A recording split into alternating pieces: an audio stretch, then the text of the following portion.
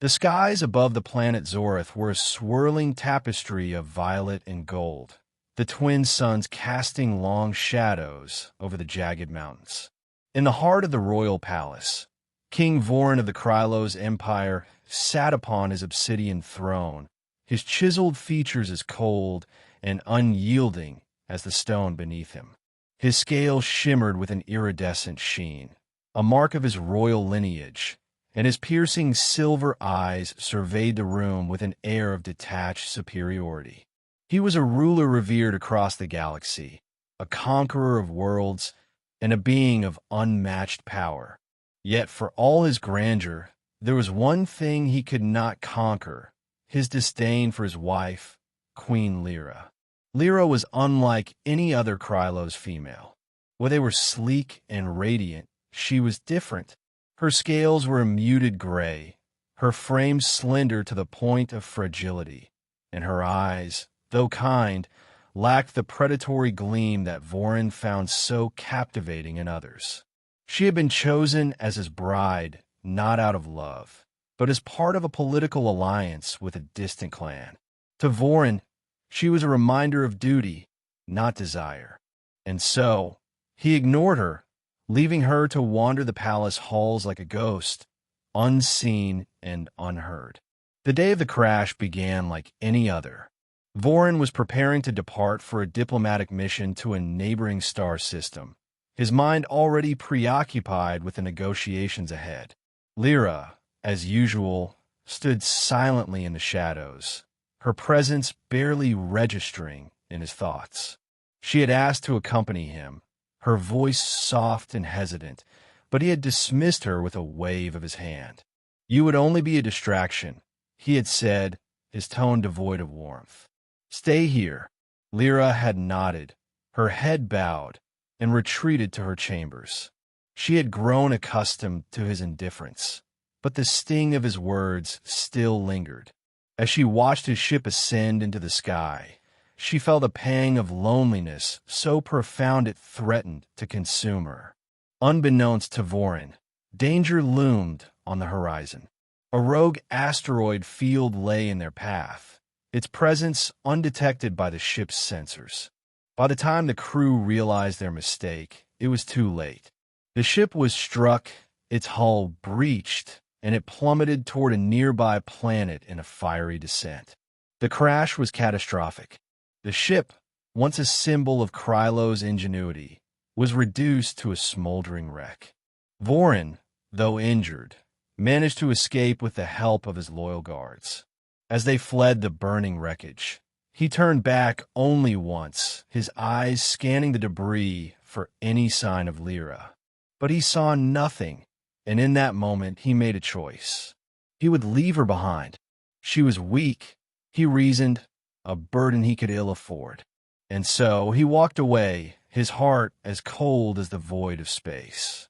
Miles away, Lyra stirred amidst the wreckage. She was badly injured, her body battered and broken, but she was alive. The pain was excruciating, but it was nothing compared to the anguish in her heart. She had seen Vorin leave, seen him turn his back on her without a second thought. As the flames crept closer, she closed her eyes, resigned to her fate. But fate had other plans. Dr. Elena Marquez was a human medic stationed on the planet's surface, part of a small research team studying the planet's unique ecosystem. She had been monitoring the skies when the ship came crashing down, and she had rushed to the scene without hesitation. What she found was a scene of devastation and a lone survivor. Elena's first thought was that the alien woman was beautiful, though not in the conventional sense. Her gray scales were dulled by soot and ash, her body frail and trembling. But there was a quiet strength in her eyes that captivated Elena. She knelt beside Lyra, her hands moving swiftly to assess her injuries. "Hold on," Elena whispered, though she knew the alien couldn't understand her. "I've got you." With the help of her team, Elena managed to transport Lyra back to their base. Over the following weeks, she tended to the Queen's wounds with a care and compassion that Lyra had never known. Slowly, the alien woman began to heal, not just physically but emotionally as well. She found solace in Elena's kindness, a stark contrast to the cold indifference she had endured for so long. Back on Zorith, Vorin was hailed as a hero for surviving the crash. He spoke little of Lyra, dismissing her absence as a tragic but inevitable loss. Yet, as the days turned into weeks, he found himself haunted by her memory. He would see her in his dreams, her gray eyes filled with sorrow, and wake with a sense of unease he could not shake. It was during one such restless night that he received a transmission from the human research team. They had found his wife, they said, and she was alive.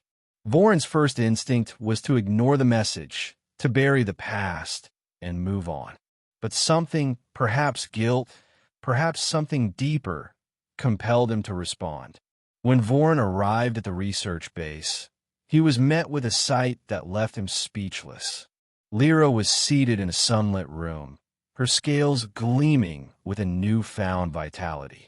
She was laughing, a sound so pure and joyful that it struck him like a physical blow.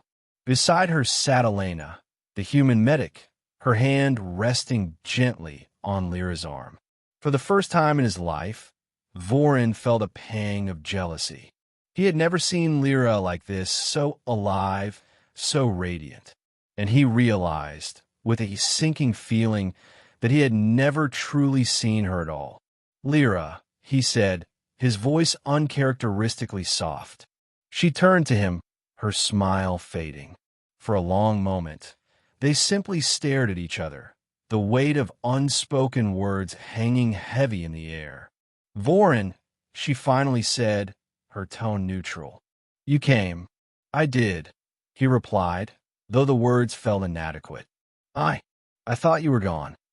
Lyra's gaze hardened. "You left me," she said, her voice trembling with emotion. "You left me to die." Vorin flinched, her words cutting deeper than any blade. I was wrong," he admitted, his pride crumbling under the weight of his guilt. "I was a fool, Lyra. I see that now." Elena, sensing the tension, rose to her feet. "I'll give you two some space," she said, her eyes lingering on Lyra with a mixture of concern and affection. As the door closed behind her, Vorin took a step forward, his hand reaching out to touch Lyra's. She pulled away, her eyes filled with tears. "I don't know if I can forgive you," she whispered. "You don't have to," he replied, his voice breaking. "But please, let me try to make it right. Let me be the mate you deserve." Lyra looked at him, her heart torn between the love she had once felt and the pain he had caused. And then, slowly, she nodded. The journey back to Zorith was a quiet one, the air between them heavy with unspoken words. But as the days passed, Vorin began to show a side of himself that Lyra had never seen. He was attentive, kind, and genuinely remorseful. He listened to her, valued her opinions, and treated her with a respect she had never known. In time, Lyra found it in her heart to forgive him.